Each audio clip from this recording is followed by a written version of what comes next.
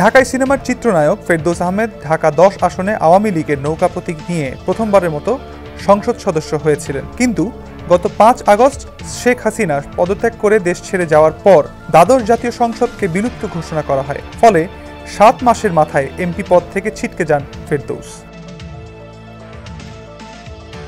ছাত্র জনতার আন্দোলনে 5 আগস্ট শেখ হাসিনা সরকার ক্ষমতাচ্যুত হওয়ার পর থেকে ফেরদৌসকে কোথাও দেখা যায়নি। সামাজিক যোগাযোগ মাধ্যমেও সক্রিয় নন তিনি। হঠাৎ 2 দিন ধরে চর্চিত হচ্ছে দীর্ঘদিনের বন্ধু ঋতুপর্ণার কলকাতার বাড়িতে আশ্রয় নিয়েছেন ফেরদৌস। 17 আগস্ট দুপুরে এক গণমাধ্যমকে খবরটি সম্পূর্ণ ভুয়া বলে জানান ঋতুপর্ণা।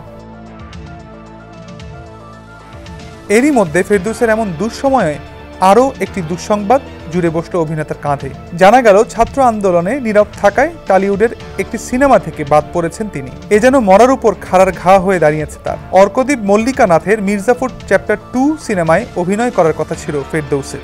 এ বিষয়ে সিনেমার প্রযোজক রানা সরকার গণমাধ্যমকে জানান, এ সিনেমায় আর থাকছেন না ফেরদৌস। তার কথায় সিনেমাটি 2 বাংলার দর্শকদের টার্গেট করে বানানোর পরিকল্পনা করা হয়েছে। বাংলাদেশের মানুষের, বিশেষত ছাত্রদের আবেগের কথা মাথায় রেখে আমরা কোনো সিনেমায় বাংলাদেশের এমন কোনো অভিনেতা বা অভিনেত্রীদের অভিনয় করাবো না যারা বৈষম্য বিরোধী ছাত্র আন্দোলনের পক্ষে ছিলেন না। সে হিসেবেই ফেরদৌসকে আমরা সিনেমাটিতে রাখছি না। প্রযোজক এও জানান, তিনি কিছুদিন ধরে কোনো সাড়া শব্দ করছিলেন না। গত জানুয়ারি থেকে বারবার যোগাযোগ করা হলেও ফেরদৌসের সাড়া পাওয়া যায়নি। গত বছরের শুরুর দিকে অভিনয় শিল্পীদের লুক প্রকাশ করে আনুষ্ঠানিক ঘোষণা করা হয়েছিল মির্জাফর চ্যাপ্টার 2 সিনেমার।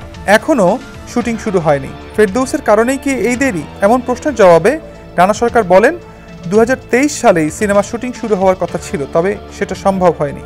ফেরদৌসের কারণে নয়, বিভিন্ন কারণে একটু দেরি হচ্ছে। যেহেতু এটা শুটিং হবে বাংলাদেশ ভারত সীমান্ত এলাকায়, তাই সেখানে শুটিং করার ক্ষেত্রে অনুমতির একটা বিষয় আছে।